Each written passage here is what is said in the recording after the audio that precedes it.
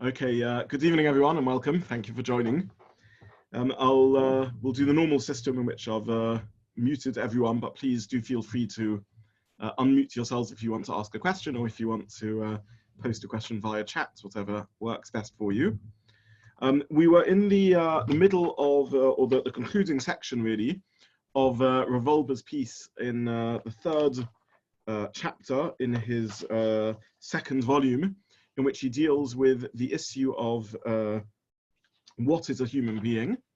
And Rav Wolbe here is arguing that in a position which we might think is somewhat contrary to what a Baal Mussar would normally argue, that if we focus human development on the realm of midas and character traits, we're missing a trick, we're missing something, we're misunderstanding something. And rather, the conversation needs to start off with talking about seichel, with talking about our minds and that which is most elevated within us as a human being. And Rav Wolbe has argued throughout this chapter that the mind is the seat of siyata d'shmaya, is the seat of divine inspiration and assistance from Hashem. It's the tool that's given to us through which we can and should connect to HaKadosh Baruch Hu, and it's only by understanding that we can really understand what a human being is meant to be. And in the second section of this third chapter, this is on page Lamed Aleph in the handouts. In case anyone doesn't have the handouts, I'll just post in the chat the link to the handouts where you can download the handout. On page Lamed Aleph in Alei Shur, the second volume, Rav Wolbe spoke about the concept of Bina. Now, I'm not going to go through again the extensive discussion we had about the concept of Bina last week.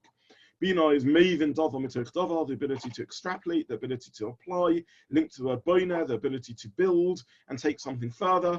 Bina means that not merely have I accumulated wisdom and information like a chacham might have, but that I've stripped away that information from its particular case, its particular scenario, and I'm able to draw out the general principles.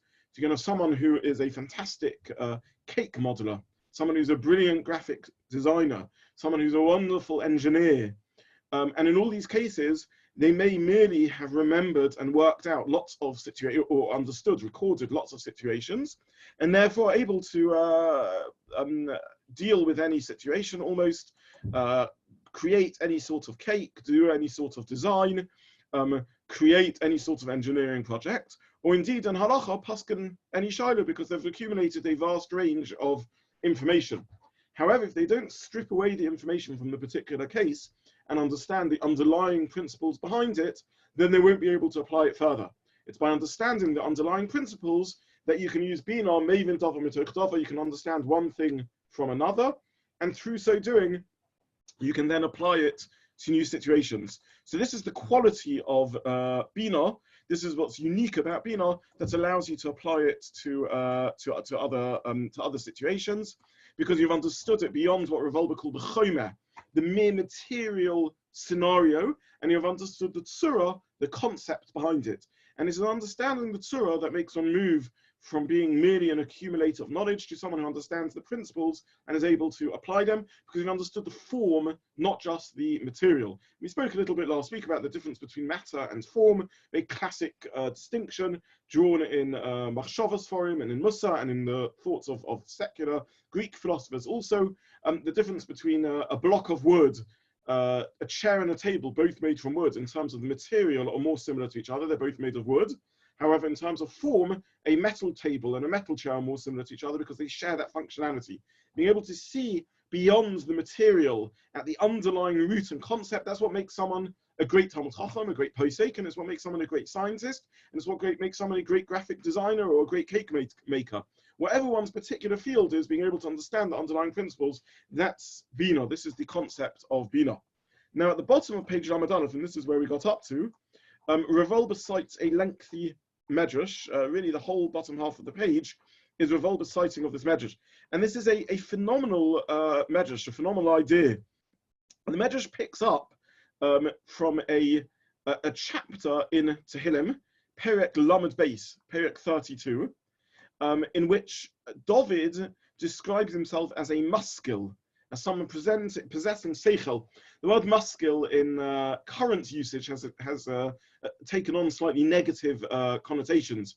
It's used as the word for the intelligentsia, who in the 1800s and 1900s drifted somewhat away from orthodoxy in East Europe and began engaging in a different sort of way with the external world, and there was also tension between the rabbinic leadership and the maskilim. But in its roots, the word maskil means someone who engages their minds, their intelligence. They are a maskil, they're someone who uses their ability to reason. And David HaMelech in Tehillim Lamed Beis, as cited by Wolbe, quotes this this quality.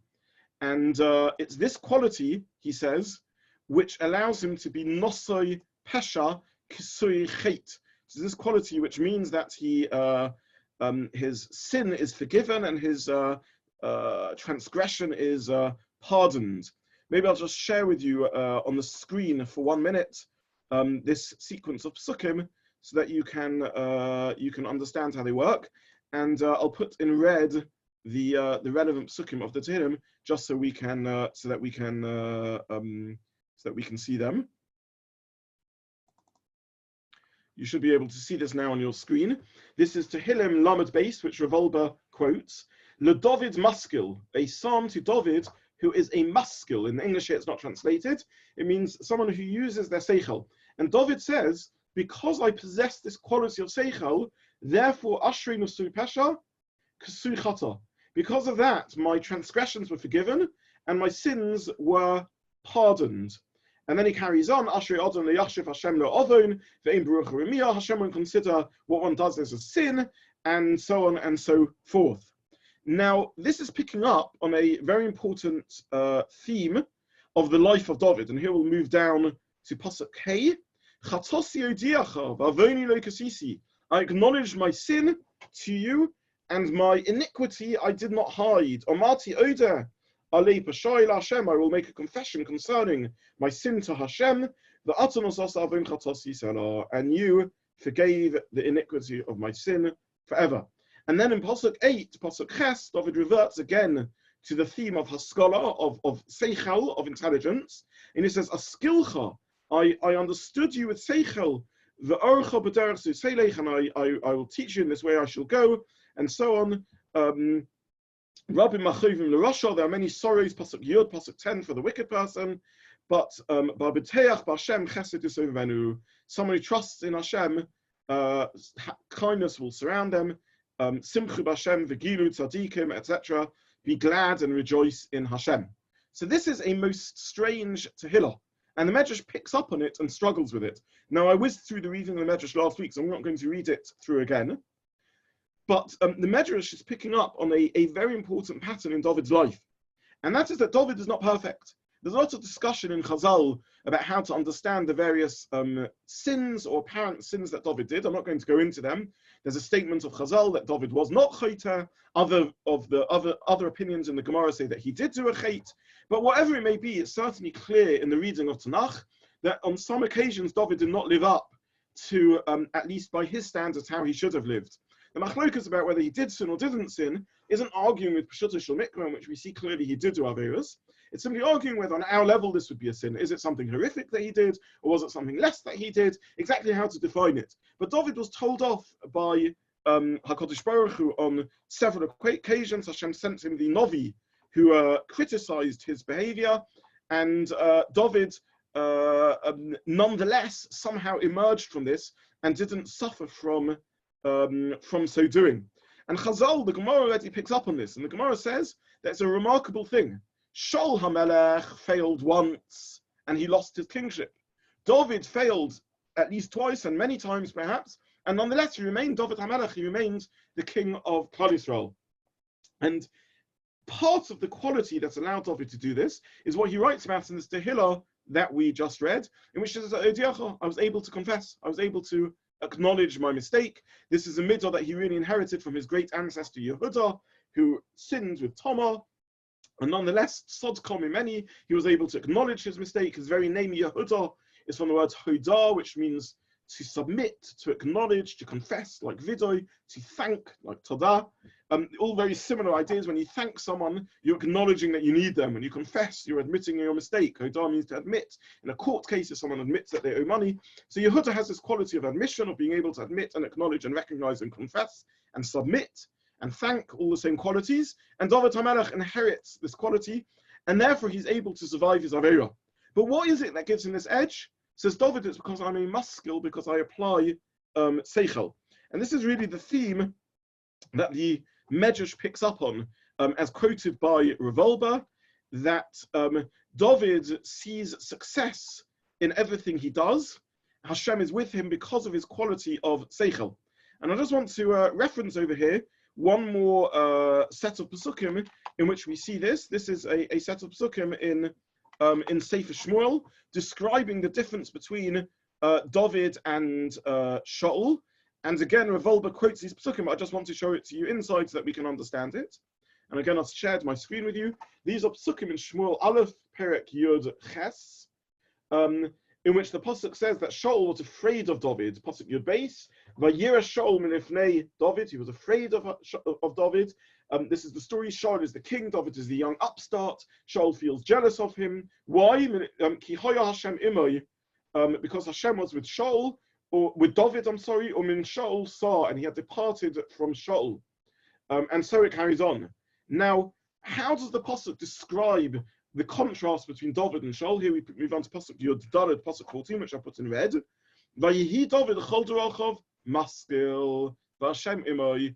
David was, in all his ways, a maskil, which in the English it translates as success, and this is a legitimate way to translate the word seichel. It's linked to the word hatzlacha, to be successful, spelled very differently, tzadi lamed ches, but sounding similar and etymologically linked in the way Lashon HaKodesh works. But the literal meaning is David has seichel, and it's because of David's seichel that he's successful, and that Hashem is with him. And this is in Pasuk Tesvav, Pasuk 15. Vayashol asher hu maskil ma'od vayagam mipanov. Shaul sees that he is a maskil, that he has this great intelligence, and therefore he is afraid of him and feels threatened by him. He stands in awe of him, etc. So this is the theme of the Medrash, and Wolbe is telling us we have to hear what these words are saying. We underrate the importance of using our minds in Avodas Hashem. And the stress the Torah puts on using our minds to think is because of this idea. This is the make or break. The ability, the difference between a Shaul and a David, the ability between success and failure, is whether one uses again, Shaul is a great person, and we have to be careful when we're talking about figures in Tanakh, not to chas v'shalom slip into judging them by our own standards. But the Pasuk is telling us that David has some quality over Shaul in this respect. However great a figure Shaul is, David has something extra in what? In the realm of seichel. And it's because of that that David is able to emerge strong. Every time he fails, in Wolbe's language, really the Medrash's language, and let's now look at the Medrash here, halfway down the page, the David maskil, ashrei masei pesha. Says the Medrash, the maskil is able to walk through life, always looking in the ma'ala, always looking upwards. In other words, they're always looking at the idea behind this. When they fail, they don't just say, oh, this is terrible, I failed, I have to do tshuva, I have to bang al chait, I have to try harder.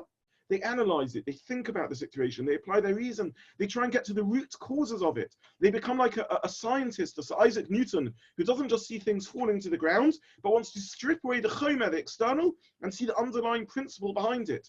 And I use deliberately the comparison to a scientist, because this is what Wolbe told us. The concept of seichel is not one that we would think of as a spiritual one. It's one in every realm of human achievement. It can be a scientist, it can be a graphic designer, it can be a cake maker, it can be a posek, and it can be an architect or an engineer.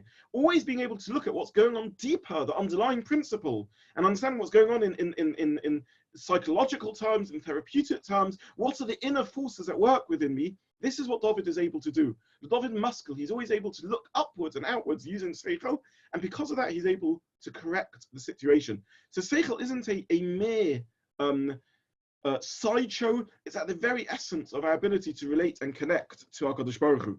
And the Medrash carries on, and we're not going to read it all inside, but then it compares this, it speaks about this is what allows the sons of Korach to emerge from their disastrous confrontation with Korach, in which they're almost sucked into the ground, and yet they come out of it. And even remarkably very different figures, such as Nebuchadnezzar.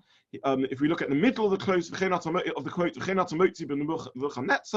and here in the sheet of Wolbe in the middle of the Medrash, there was a story with Nebuchadnezzar, very mysterious and difficult story with Nebuchadnezzar, in which Nebuchadnezzar went through a period of, it's described here in Daniel, in Perek Daled of Daniel. Nebuchadnezzar went through a period of a complete breakdown of personality. Perhaps we would describe it almost as an episode of madness or something. He has a dream. Maybe I'll share this source with you again and we can just look at it inside.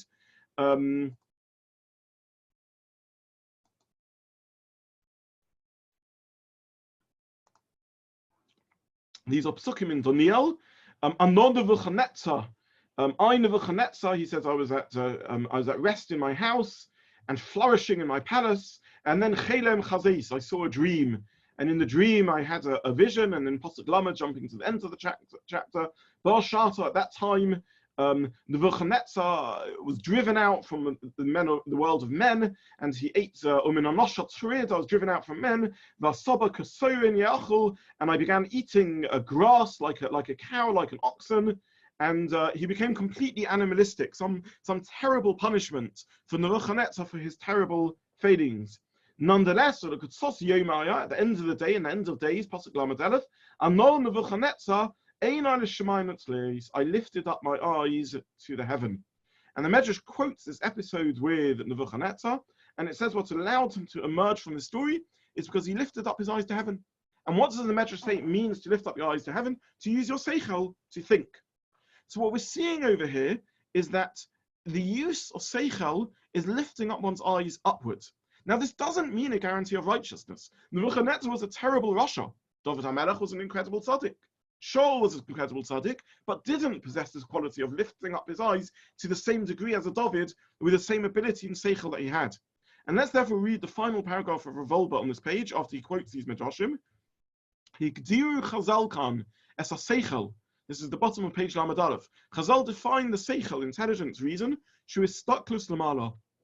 That is the tool through which we can look heavenwards. The moment when a human turns to God, that's a moment of using one's mind, seichel, tahor v'yasha. It's pure, meaning it's not being corroded by our biases, and yasha, it's straight because we're working hard, we're using it well, we're thinking properly.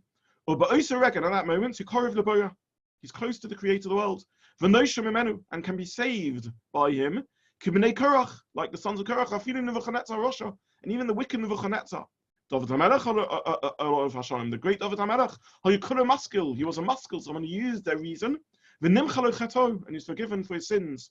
The maskil's there, and this maskil, this person who uses reason, they live a life in which they're looking upwards. This is reason with a straightness and a purity. Meaning to say, using seichel doesn't guarantee righteousness. Someone can have seichel and then mess up. Someone can have seichel and choose not to live in accord with it. But the first step has to be seichel.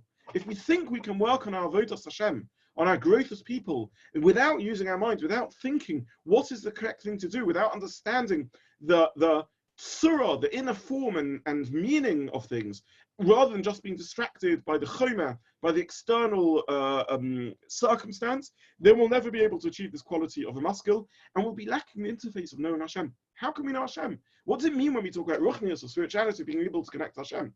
It means lots of things. Certainly it means translated into the world of action.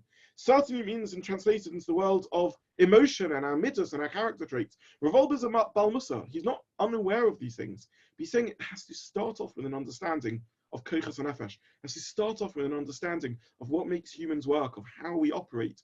If that's what we're interested in, if we're interested in understanding what makes us tick. If we want to be scientists, then it has to start off with understanding the laws and the underlying principles. If we want to be poskim, you have to understand the klolim and the roots and the rules and the concepts behind halacha. If we want to succeed, if we want to be able to connect, we need to start with that.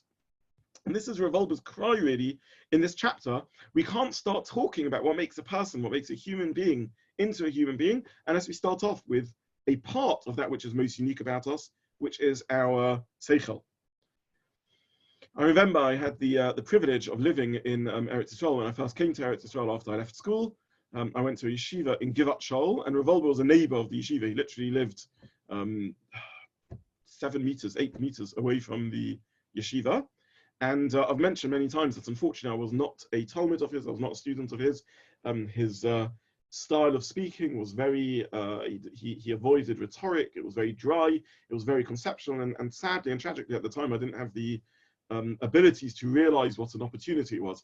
But I did nonetheless have the privilege of having some contact with him and seeing him in action.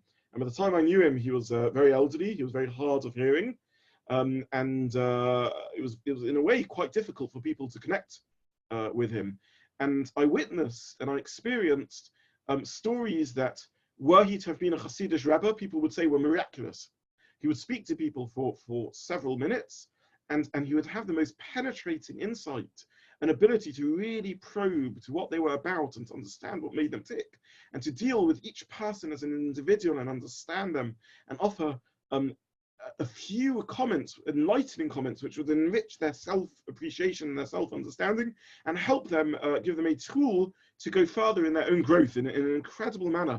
And he was someone who had used seichel, this quality he's talking about, to probe to the depth of how people worked. And he could use that and apply that onwards because he had understood, as he says, the principles behind it. And this is the idea really that he's saying, that reason, we underrate reason perhaps, we underrate the importance of thinking and applying these principles if we want spiritual growth. Turning to page Lamed Beis, the next page in the handout, the continuation of Wolbe, he says, Seichel Kodesh there, this holy Seichel, Ma'uchad Bekesha Omit Im Habina. It's intertwined with Bina, with this quality of Mevin Dov, of understanding one thing from something else that we've discussed already. Gam Havonas Dova Mitoch Dova, understanding one thing from something else. It's not just a human intellectual achievement. Eliyahu says, Elihu says, this is a pasuk in Eov, Ani Amati, I said, or Amati, Yomim Yudaberu, I thought that a multitude of years should teach wisdom, and the passage of time should help me understand wisdom. It is a spirit in man. It's the breath of HaKadosh Baruch Hu Almighty that gives us understanding. So let me explain the source so we can understand the next point that Rav Wolbe is saying. There is a sefer in Tanakh called Eov. I'm not going to go through all the details of the story, but we know broadly the outline of the plot. Eov suffers terribly. He suffers terrible punishments and affliction, which aren't clear to him. He doesn't understand why he should go through such an awful experience. And Eov is confronted with various friends, one of whom is called Eliyahu. And he speaks in Sefer Eov about what he learned to understand. And maybe here again, I'll just share with you the screenshot of the pasuk that Rav Wolbe quotes over here so that we can see it inside and understand what he's saying. Rav Wolbe just quotes casually these psukim, but maybe we need to see it inside just to understand it a little better. And here's the pasuk. Here's the friend of Eov speaking, and he says, Amati, I said. By the way, I suspect Rav Wolbe was quoting a lot of these psukim Baal Peh, because he actually misquotes this pasuk here. If you look in the handout, he says, Ani Amati. But the pasuk doesn't say Ani Amati, the pasuk just says Amati. Yomim Yodaberu. Days should speak, V'roi Shonim Yodiu Chachma, and a multitude of years should teach wisdom. In other words, I thought that with time I would accumulate wisdom. However, I now understand I now understand it is the spirit in man, V'nishra Shakai Tvinei, and it is the breath of HaKadosh Baruch Hu that gives us understanding. Lo Rabbim Yachkomu, it is not the great that are wise, or Zakanim Yovinu Mishpat. It is not always the aged that discern judgment.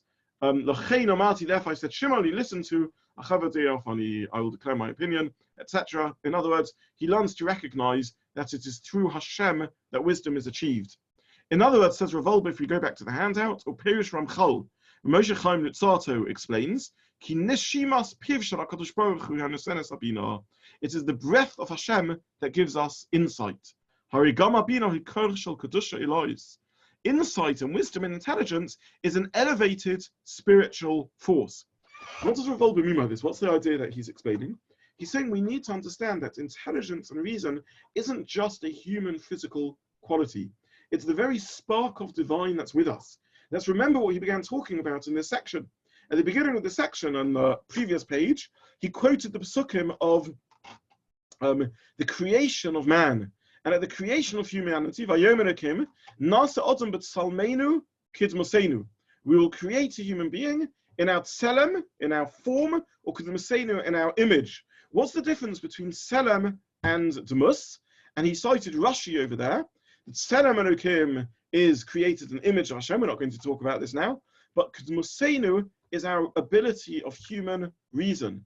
The ability that we human beings have to reason is something that's elevated, that's something godly. That is a gift, a spiritual gift that we received from Hashem. It's not something which is a natural part of the human world. It's not something that's a natural part of nature. Nature is physical.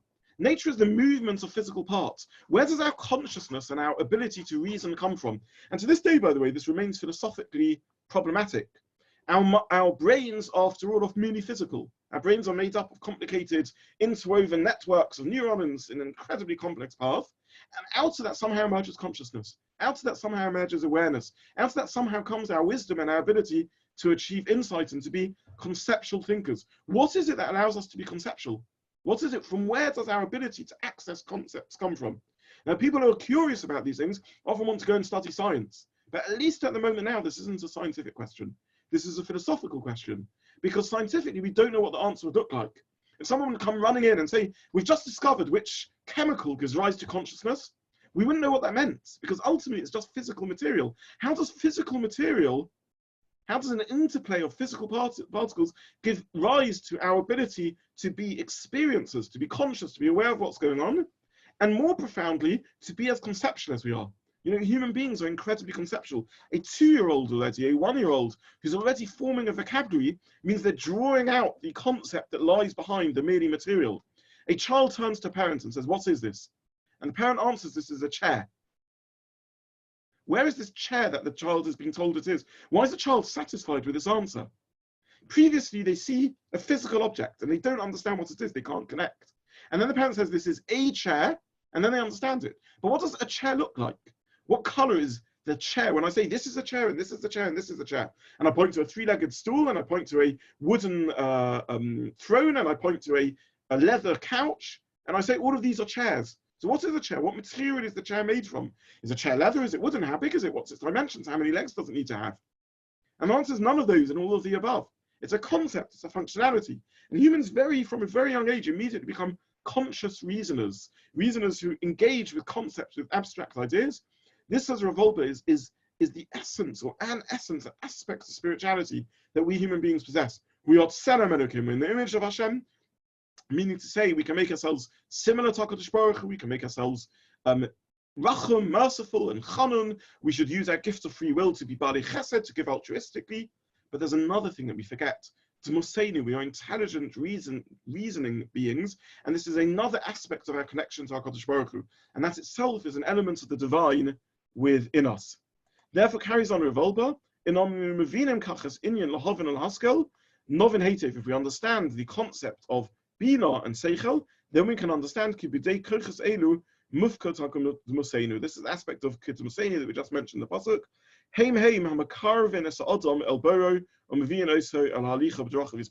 It is through these that we become near to HaKadosh Baruch Hu and can end up walking in his ways.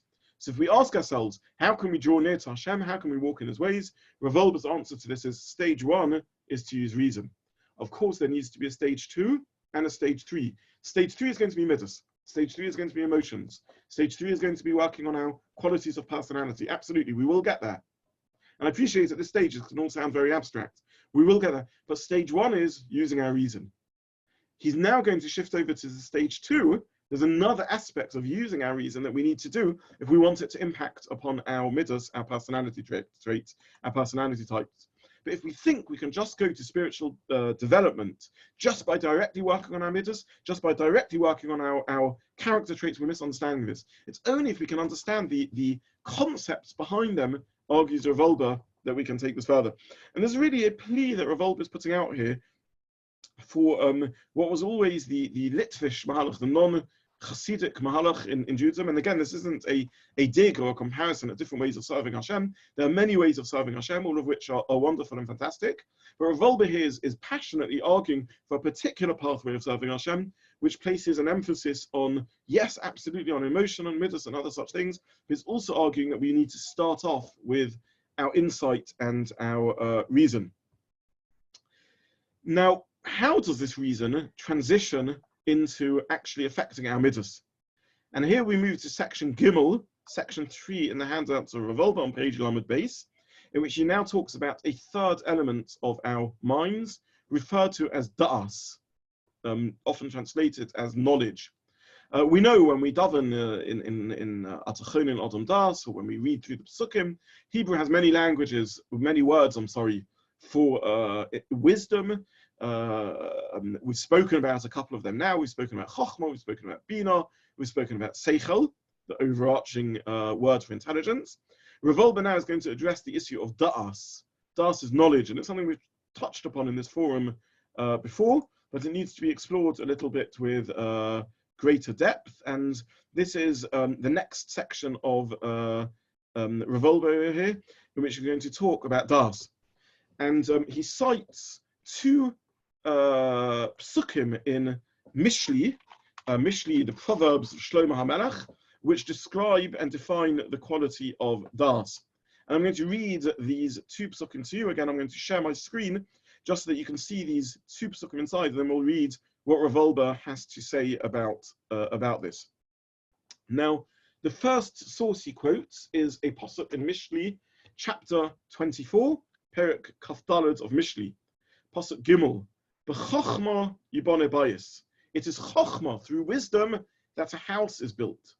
U'b'tvuna yiskonein, and it's with bina, with tvuna, with understanding that it is established. However, b'das chadorim yimalu.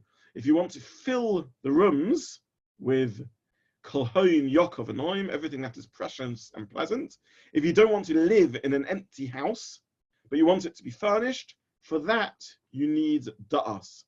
So the first metaphor that Shlomo HaMelech uses in Mishli to help us understand what da'as is, he says, Chochmah builds the house. Bina, understanding, establishes it firmly. It's da'as that makes it livable in, that gives it the furniture. Metaphor number one.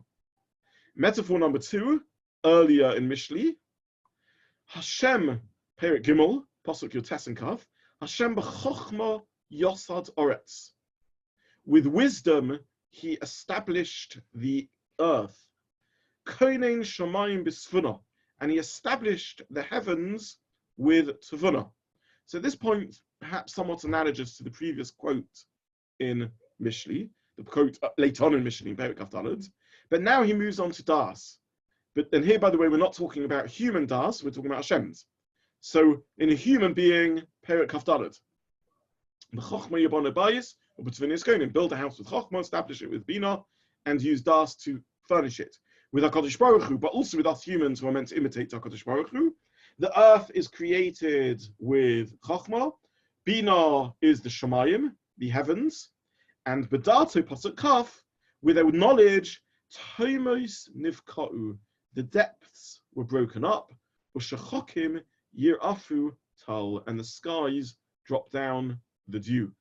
So these are the two metaphors that Shlomo HaMelech uses. And this is what Wolbe is now going to explore in his next section. So let's just read this inside in Wolbe. Hamokim shebo ne'cha hakora sichlis lemidos v'hanhaga b'poel hi hadas. Where does abstract intelligence and reason translate into actual qualities of personality, what we call midas, and practical behavior, which we call hanhaga b'poel, actualized behavior? The answer is in das, in this other quality of das. Mahu dat. So what is das? The Mishli Motzinu, in the wonderful book of Mishli, we find Shtei Hagdoros b'das, two definitions of das. And then he quotes these two psukim we read: the Chochmah yibone bayis, b'svuna yiskonein, to wisdom a house is built, and through bina, through insight, through understanding, it's established.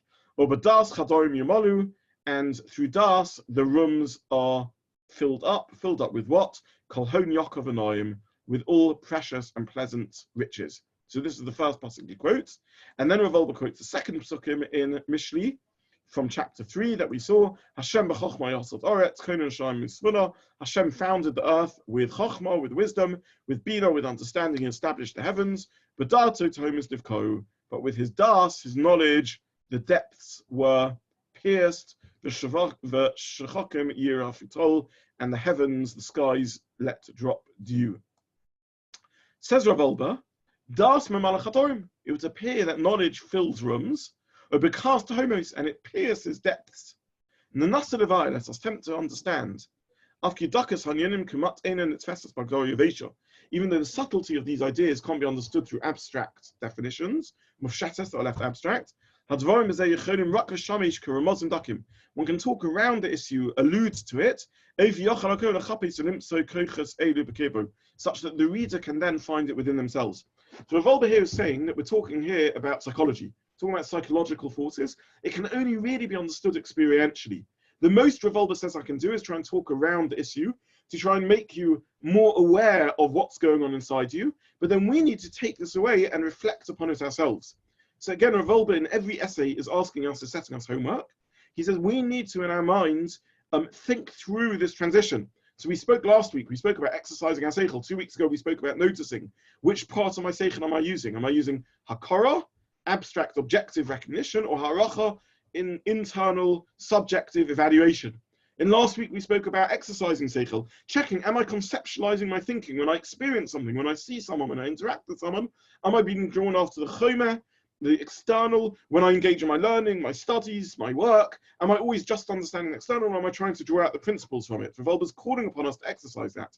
In this next section, he's saying, I now call upon you to learn to identify, to notice the da'as within ourselves, to become aware of that. It's a bit like a muscle which one's never used and one's perhaps unaware of and hasn't got the consciousness of it, and one needs to learn how to use it to notice that experience. I'll give you an example of this. You know, things that we experience the whole time, we don't notice. We cut out from our consciousness.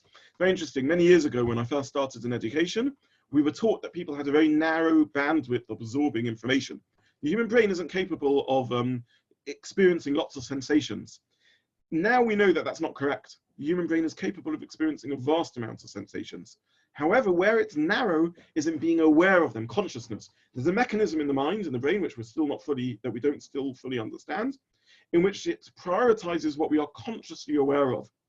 And one of the things it does, this is just a way of helping us cope with things, is it cuts out background noise, something that's there the whole time around us. And therefore we don't notice that background noise, so that we can focus on that which is different and that which is unusual, and which therefore it guesses we probably need to be more aware of. But the whole time it's processing the sensations it's experiencing, and if something comes up which it needs to call our attention to by its judgment, it will swing our consciousness towards that. This is the famous cocktail party effect, that you can be in a big kiddush in shul, and suddenly you hear your name being mentioned in the distance, and the brain diverts your consciousness to that, so that you're aware of that, even though the whole time you were hearing a buzz of noise in the background and didn't even think you were noticing it, but it was picking up the whole time. So you're in this big kiddush, a lot of noise around you, ignoring it. You're just focused on the person you're speaking to face. That's what you're conscious aware of. You're not even hearing the buzz. Suddenly something happens that draws your attention. It could be your name, it could be someone saying fire, or whatever it may be, and your consciousness is switched towards that. So the brain is the whole time switching consciousness. If I draw your attention to noise, and all of us can do this, and I say, notice the background hum, suddenly we notice it, suddenly we hear it. We perhaps hear the fan of the computer that we're listening on, or noise in the background. When our attention is drawn to something, then we suddenly notice it. Rav Wolbe here is telling us he wants to draw our attention to something going on the whole time inside us, so that we notice it, and therefore can become better at using it and understanding it. He says, I can't teach you what das means, but I can point it out to you so that you can then experience it. And this is what he's trying to do. Sometimes in education, these exercises we need to give people. Someone who perhaps hasn't learned to use a certain muscle properly. Perhaps they have a speaking disorder where they don't speak so clearly, they have a lisp or something like that. They can be trained in speech therapy to notice how muscles are working so that they can correct it. I once knew a young man who grew up in a terribly deprived background, and he had basically been starved through childhood. It was a remarkable thing. He didn't notice, wasn't aware of the sensation of hunger. He hadn't learned to identify a particular sensation as being alerting him to hunger. And he had to therapeutically be taught to become aware of what that sensation was which was the sensation of hunger, which most of us naturally experience. So the brain had never made that connection. So this is what Wolbe is saying over here. I want to connect you to what's going on inside you so that you can identify what Das is. And therefore, this sets the agenda for Emiyat Hashem next week's shir. We're going to look at these two metaphors that Mishli, that Shlomo HaMelech in his wisdom uses to describe Das, and hopefully that will help us better understand what's going on inside us internally, so that we can conclude this section of Wolbe about the role that Seichel has to play in our internal spiritual growth. In the meantime, though, for this week's shir, Wolbe is calling upon us, notice when we're using our Seichel. If you find yourself in a rut, if you find yourself stuck in a situation, if you find yourself like Nebuchadnezzar, like the sons of Korach, like Kaviyachal, even the great Shaul and David, failing, don't immediately turn to Teshuvah. Don't immediately turn to Bang al Chet. Don't immediately try and get frum on it. First, use Seichel. Think, what is it that drove me into it? What really went on over here? What's the underlying principle that pulled me in that direction? Exercise Seichel. Seichel will allow you to be David Maskil, to be a Maskil who, in the words of the Medrash, is Einu Lamala, is looking upwards, is trying to understand the principles behind it. Once you've got that, then one can move on to Das and take this forward into the realm of action, which is what we'll discuss next week. But the first thing is we need to exercise our muscle of Seichel. And therefore, for this week, like I say, Wolbe is calling upon us, think through a scenario in life, think through something one's going through, and think how can one apply one's Seichel to it, which will then be the next step, because Seichel is Kodesh, Seichel is holy, it's our interface with HaKadosh Baruch Hu. And that's the message, the cry that Wolbe is trying to get us to hear. So I'll stop here for today, and please God, next week we'll finish off this chapter of Wolbe by dealing with Das and what these metaphors of Shlomo HaMelech are about Das, that he's trying to raise our conscious awareness of. So I'll stop there unless there are any questions. I'll conclude this year.